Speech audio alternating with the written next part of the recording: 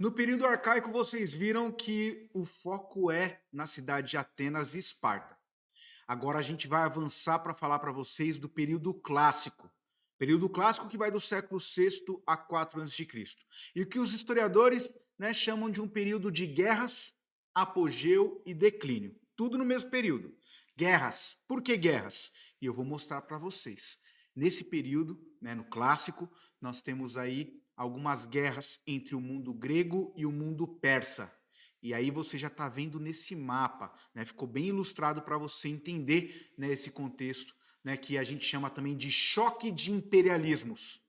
De um lado está o Império Persa, com Cambises, Dário I, Xerxes. Tenho certeza que esses nomes você já ouviu, né? Tenho certeza que você assistiu os 300 de Esparta. E hoje a gente vai ver um pouco dessa história. Será que é verdade? Será que não é? Será que Frank Miller lá, fazendo, os seus textos, ele estava, fincado na história? Será que ele estava trabalhando com documentos, com achados arqueológicos? Será que esse filme ele tem referência histórica? Você vai ver que muito do que está sendo apresentado nesse filme o 300, e se você não assistiu, assiste, que vale muito a pena. Mas está lá, gente, choque de imperialismo. O que é isso? É justamente o choque desse Império Persa que está querendo crescer e aumentar os seus territórios, os seus domínios, começar uma legião de escravos. O Império busca isso, despojos de guerra, ou seja, as riquezas que eles conseguem dominar a partir da vitória sobre essas outras cidades. E o foco do Império Persa é justamente a Grécia. De outro lado, várias cidades gregas independentes, autônomas, como eu apresentei para você, em especial Atenas e Esparta. Eu vou mostrar aqui para você, olha, nesse mapa aqui, onde está Atenas, gente? Está aqui na região da Ática, estou passando o cursor aqui, ó, ligado ao mar Egeu. Lembra, os atenienses, eles são povos de comerciantes, de navegadores. De outro lado, os espartanos, aqui ao sul, a região do Peloponeso, a região mais fértil da Grécia Antiga, está aqui, ó, na planície da Lacônia, que eu falei para você, a figura, dos de Esparta. Então está aí, gente. Todas as cidades gregas, e são várias, estão separadas aqui. De um lado, também tentando, crescer, tentando tomar vantagem, tentando guerrear com outros povos, crescer em domínios. Então vai existir esse choque de imperialismo. Mas olha, o estopim para essa guerra, e eu já vou explicando para você, guerras médicas, não tem a ver com médico guerreando, pelo amor de Deus, hein, gente? Guerras médicas porque esse povo que vivia aqui na Pérsia, na chamada Ásia Menor, eram chamados de Medo-Persas. Então, se você ouvir esse nome também, guerras Medo-Pérsicas, está certo, fala a mesma coisa. São as guerras contra o mundo persa que estamos falando aqui. E uma aconteceu no período de Dário I, no ano de 499 a.C., eu vou relembrar essa guerra com você, e uma segunda guerra no tempo de Xerxes, o seu filho, que foi representado lá naquele filme Os 300 de Esparta. Xerxes foi representado, pelo ator Rodrigo Santoro aqui do Brasil. Vamos lá, gente, vamos mostrar isso aqui para vocês. O que aconteceu para iniciar essa guerra lá em 499 a.C.? O levante de uma cidade. Eu estou colocando o cursor aqui, ó. Essa cidade chamada Mileto. Mileto era uma cidade que tinha a mesma origem de Atenas. Eles falavam jônio, tinham relações comerciais com os atenienses. Essa região de Mileto não estava querendo, não estava aceitando o domínio persa. Eles já tinham sido dominados, mas eles vão fazer vários levantes. E, gente, pediram apoio dos atenienses ainda para tentar se libertar do jugo persa. Mas os persas foram lá e trucidaram, esses revoltosos, começaram a colocar vários impostos, vários tributos para essa população. Eles estavam vivendo aqui. E lógico que isso automaticamente fez com que os atenienses pensassem que logo, logo, teria uma guerra contra os persas. E foi o que aconteceu. Os persas nem esperaram, a união dessas cidades gregas para a guerra, e eles começaram a fazer um plano. Na época de Dário I, nós temos aí uma guerra que vai acontecer a partir de várias embarcações que vão seguir essa rota que eu estou colocando aqui de roxo para você, ó, de roxo, até a famosa, Baía de Salamina, essa região chamada Maratona, que depois eu vou mostrar para você, ó. Essa região de Maratona, que é tão importante do ponto de vista histórico, do ponto de vista olímpico, não é? E é justamente daí que nasce esse termo. Por que 42,5 km de maratona? Porque da onde surgiu esse 42,5 km? Porque foi um soldado ateniense que percorreu esse caminho de Atenas até Maratona para visualizar as embarcações persas chegando. Quando ele chegou, né, algumas histórias, algumas fontes orais mostram para a gente que ele, né, acabou trazendo a informação, então ele foi e voltou, trouxe a informação que os persas estavam chegando, que a coisa ia ficar quente logo, logo, né, e ele acabou morrendo. Né, então, por isso, uma prova muito difícil. Depois, isso ficou simbolizado nas famosas Olimpíadas, que nasceu também na Grécia Antiga, em especial na cidade de Atenas. Mas vamos voltar para a guerra, e olha o que aconteceu lá em Maratona na época de Dário I. Várias embarcações persas chegando, mas os atenienses foram avisados, como eu disse para você, da prova lá de Maratona, e eles começaram a se organizar e unidos eles conseguiram vencer os persas.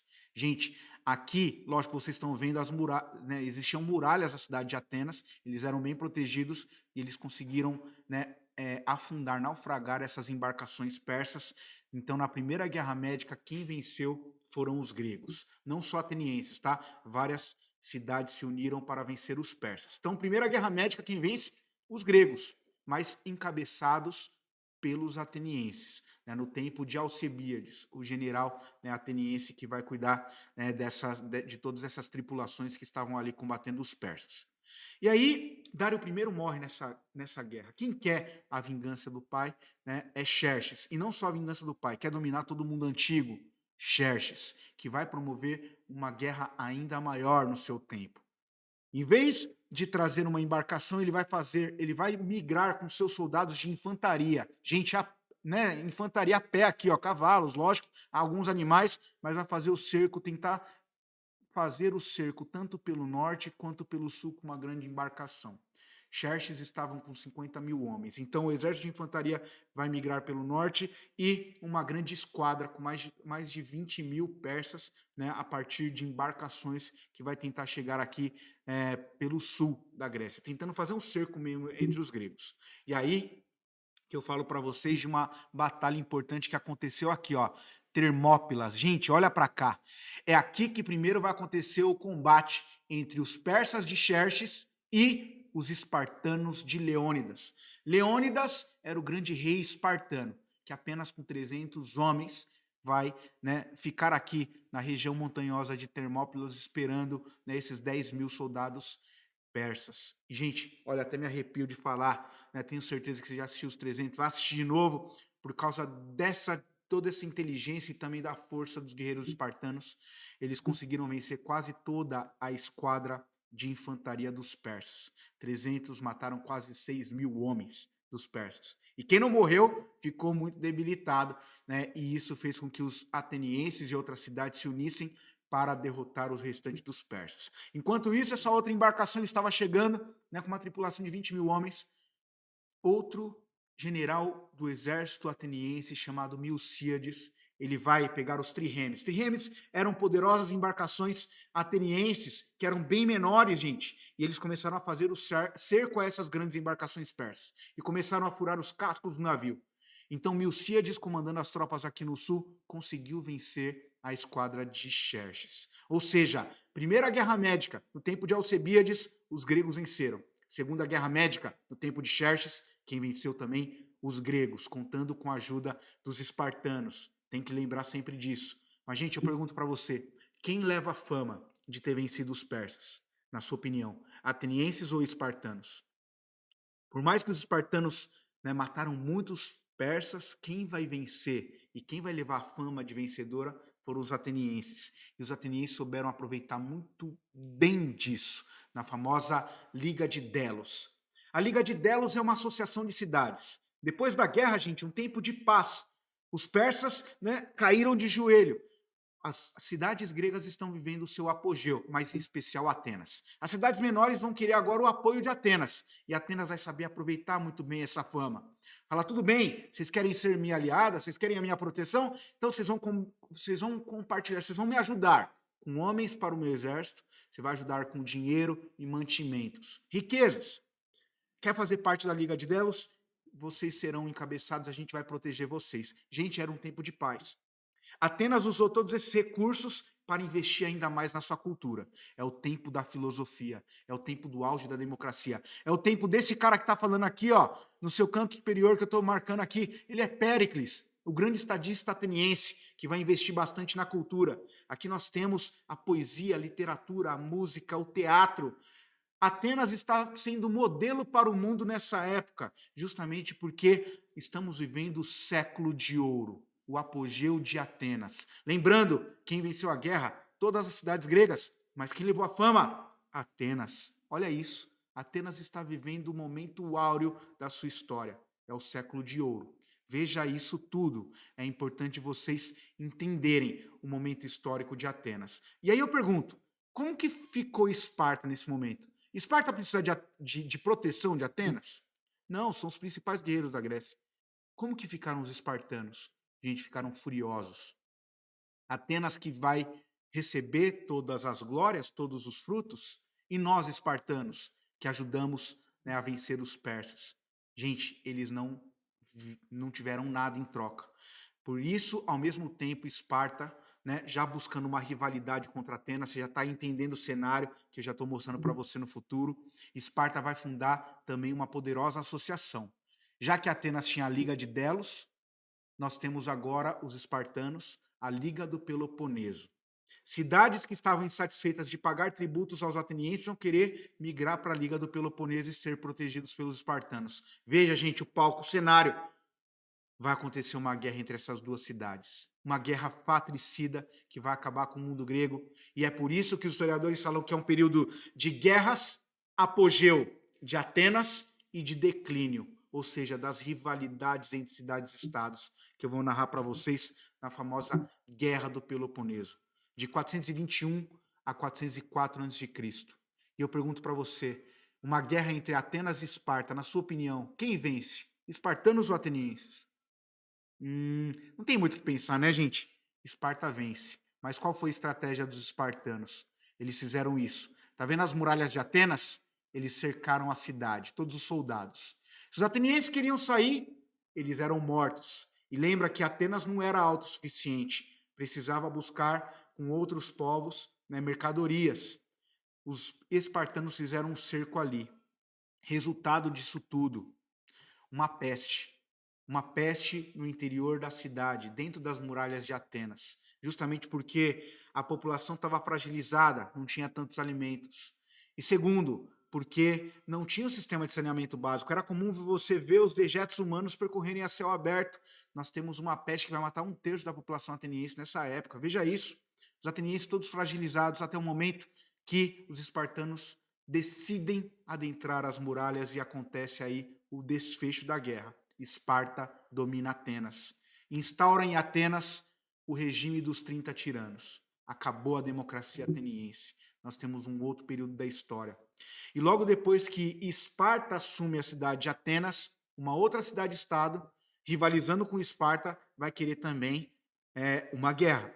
É a cidade de Tebas, que vão se unir com Corintos e vão fazer uma outra liga, chamada Liga Tebana.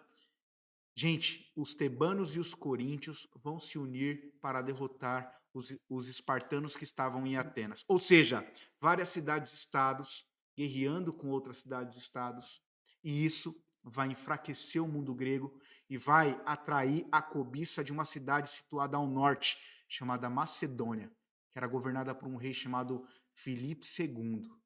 Esse rei vai organizar um poderoso exército e vai aproveitar o momento que as cidades-estados gregas estavam em guerra, em conflito. E aí vão começar a guerrear com essas cidades.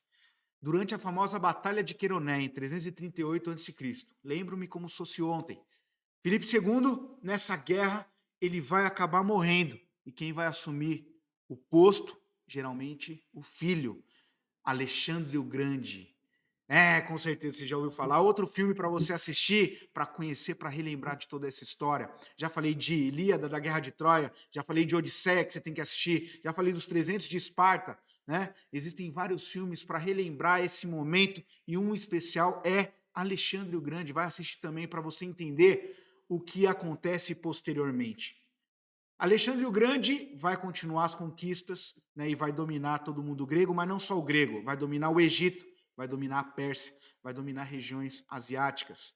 E sempre, em cada conquista, Alexandre o Grande fundava ali uma biblioteca, justamente para conservar toda a cultura grega e para expandir. Lembrando que Alexandre o Grande se preocupava muito com a cultura. Ele foi aluno, né, ele foi preceptor do próprio Aristóteles, filósofo grego. Veja isso, né? Um grande estadista, um grande estrategista de guerra, mas também com essa profunda erudição, né? Pensando em incentivar cada vez mais e levar a cultura grega para outros povos. Nós temos aí uma característica do terceiro período que eu tenho que falar para você, chamado período helenístico. Isso é chamado de helenismo. Helenismo vem com as conquistas de Alexandre, né? E de toda essa preocupação de levar a cultura às terras conquistadas. Helenismo significa a difusão da cultura grega. Hoje, no ano de 2021, estou trazendo uma aula para falar para vocês de todas as contribuições da Grécia Antiga. Veja que o helenismo deu muito certo. Os gregos, eles fundaram a civilização ocidental. Se a gente fala de democracia, de literatura, de poesia, de arquitetura, de artes, de música, tudo isso registrado em todas essas obras deixadas pelos gregos antigos. Tenho certeza, né, que você já foi influenciado, de certa forma, né, por alguns estudos ligados à ética, criada também pelos filósofos gregos. Veja isso, gente, são muitas contribuições e eu tenho certeza que com todas essas informações você vai acertar e você está bem preparado para acertar questões ligadas a Atenas, Esparta, né, a todo esse período que a gente mostrou para vocês. Espero que você tenha gostado. Um abraço e até a próxima.